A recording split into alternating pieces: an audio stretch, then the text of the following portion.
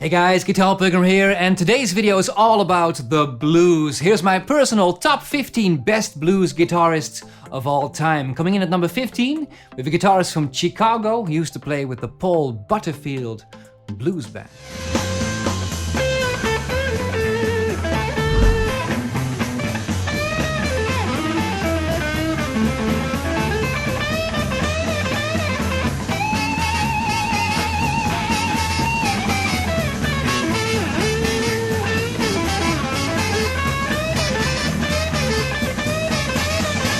Mike Bloomfield playing the Monterey Pop Festival in 1966 with Buddy Miles and the Electric Flag. And the great thing about Mike Bloomfield's playing is it sort of just flows out of him. For example, this is a typical solo of his.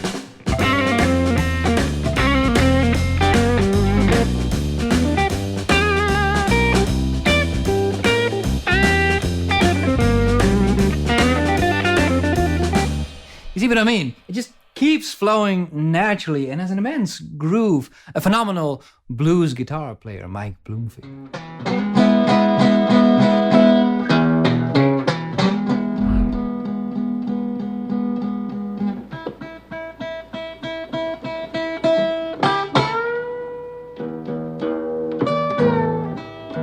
The blues. The great thing about Lightnin Hopkins is he really is a one-man band. When you play the guitar, the blues, you can play the rhythm, of course. But as soon as you want to play a solo, it sounds a bit thin and frail, doesn't it, all on your own? And that's because it's hard to play the rhythm and the solo at the same time, right? Well, Lightnin Hopkins is doing that. He uses his thumb for the bass,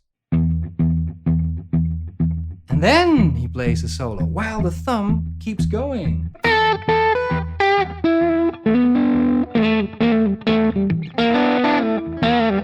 Now, at number 13, we have a guitarist who holds his guitar in a rather peculiar way.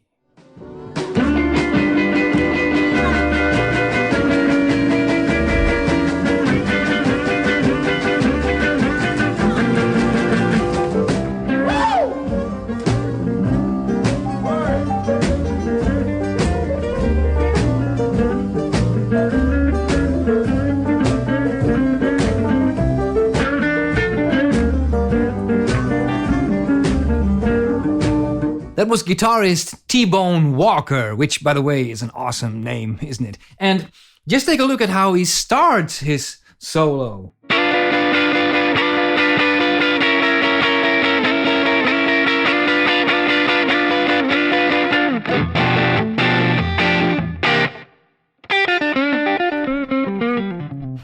And then you can continue on and do whatever you want. Beautiful way to set it up.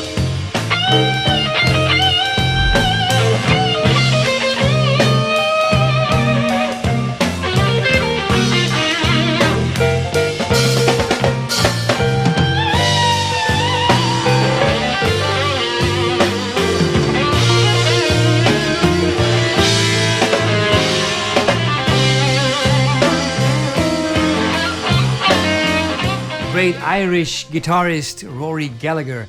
And the thing that stands out in his playing, I think, is the enormous joy and energy and enthusiasm with which he plays. He would play something like...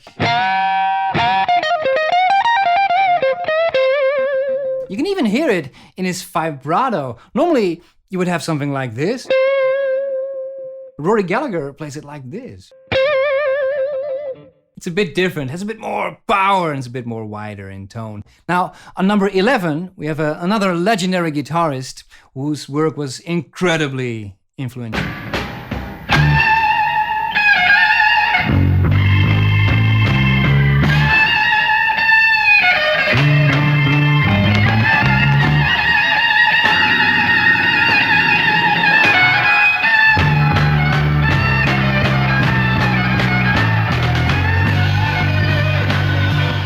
The great Freddie King playing a song called Have You Ever Loved a Woman? And right away you can tell those bends, that's something he does extraordinarily well. Especially with a bit of vibrato. which is quite difficult to do. And after a while, well, you get lots of calluses on your fingers, which is a good thing if you want to play the blues. Now, next up, we have a guitarist whose nickname was the father of Chicago blues.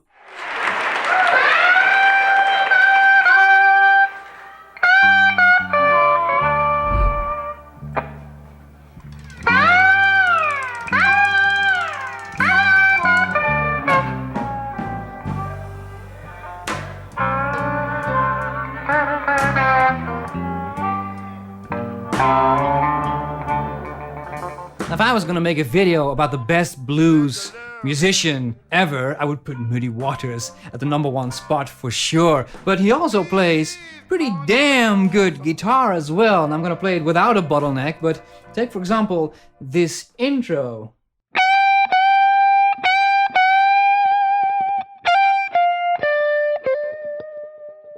Intentionally slowing down for a more bluesy feeling, and then he does.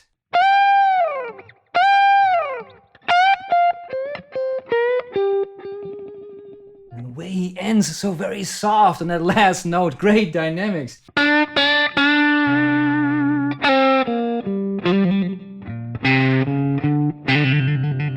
That's very Muddy Waters. And you're all set to sing the blues. Brilliant, classic intro. Now, next up, we have a guitarist who, at the time of this video, is 84 years old and still playing gigs.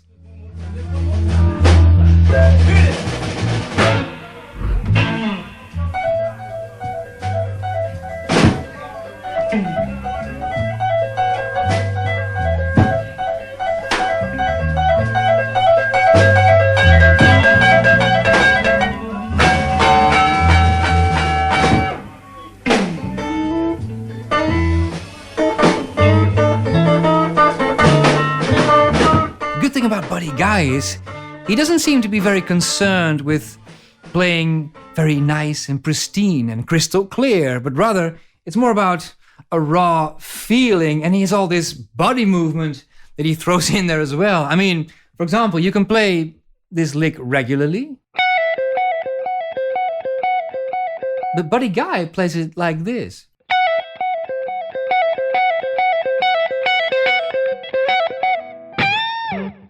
And it does make a difference, doesn't it?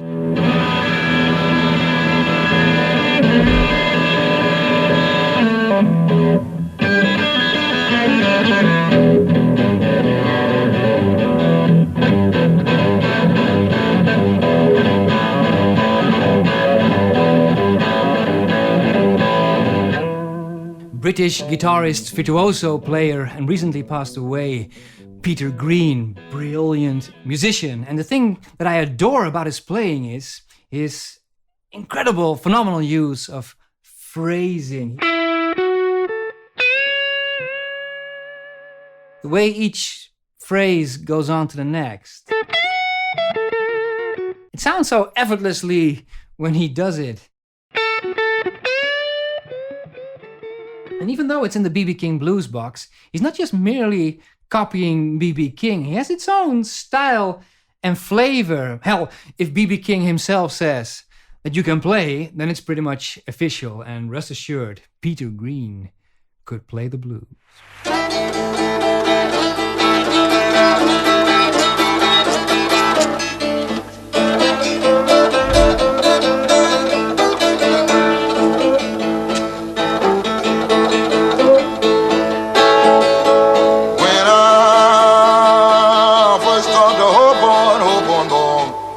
Now the great thing about John Lee Hooker is, when he plays a lick,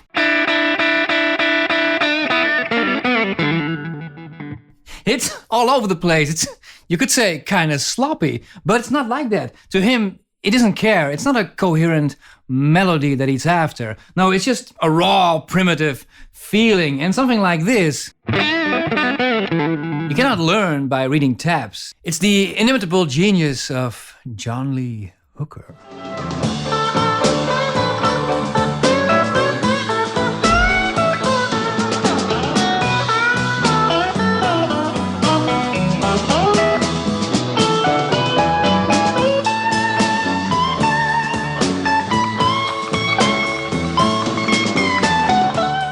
is a good example of someone who listened very closely to all the greats that came before him and learned all those licks, but also at the same time developed his own style. And you can instantly recognize it's Clapton when he plays stuff like...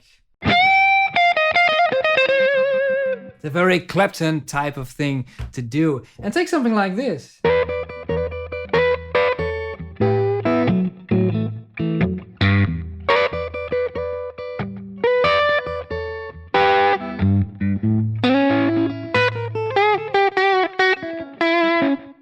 I mean, that sort of stuff, it sounds so very effortlessly when he does something like that, but it's not easy at all.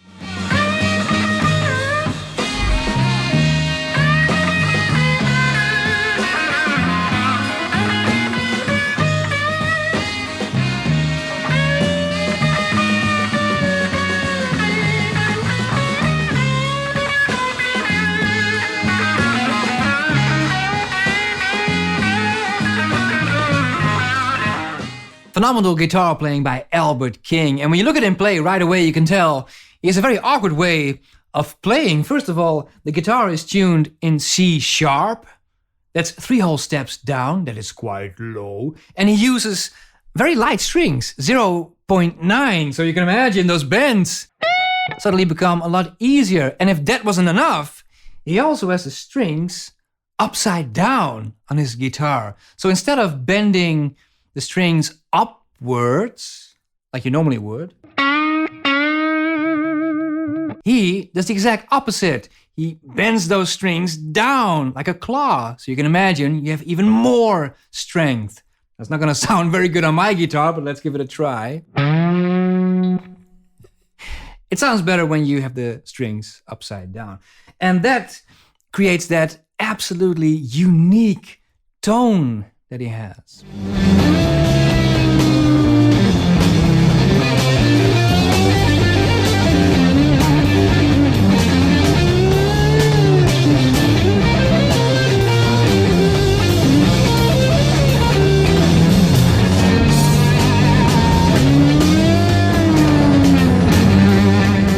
Jimi Hendrix is, he was such an original guitar player, and he could play the blues just as good as anyone and perhaps better. And the thing is, when other people would play, well, normal pentatonic stuff,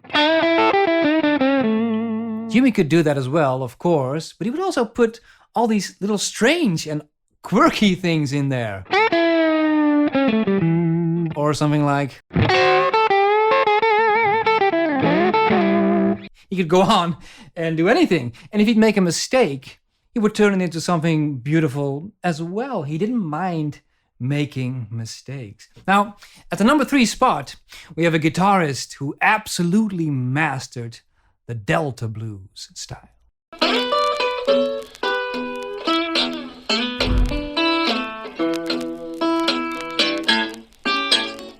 Legendary guitarist Robert Johnson, whose guitar work was incredibly influential, even though he only recorded 29 songs or so. Quite amazing. And when you listen to him play, it sounds almost like there are 2 or 3 guitars playing at the same time. He has the rhythm, and he plays these chords and little embellishments. And then he adds the bottleneck, of course.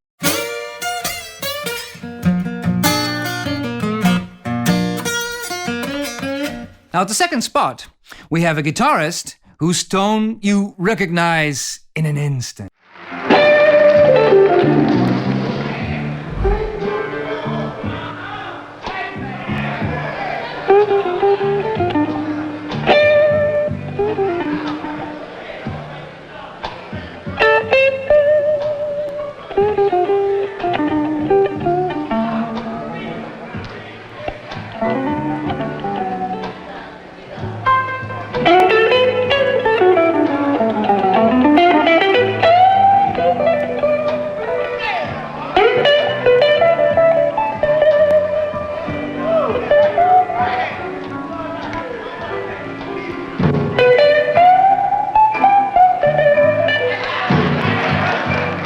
Fantastic B.B. King. I mean, there are so many great licks that he invented. If you start your blues like this, immediately sounds like B.B. King. There are so many things he did that are classic blues licks. Take, for example, this. It has to be B.B. King. And that brings us to our number one spot. And our number one, personally, for me, I put there Stevie Ray Vaughan.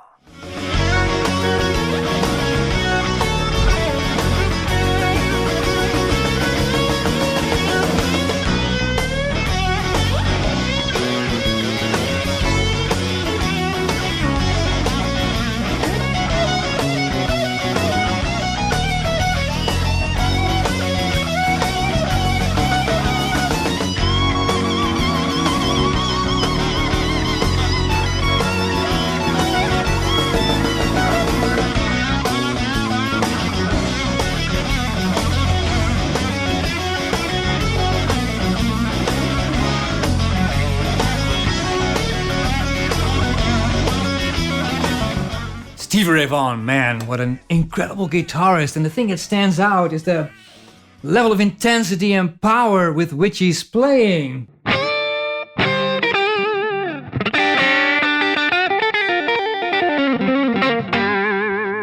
mean, to do something like that takes a lot of strength. And to keep doing it for an entire song, let alone an entire evening, yeah, that's almost impossible. But he could do it.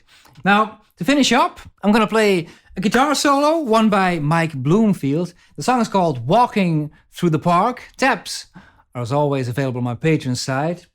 And I will see you next time.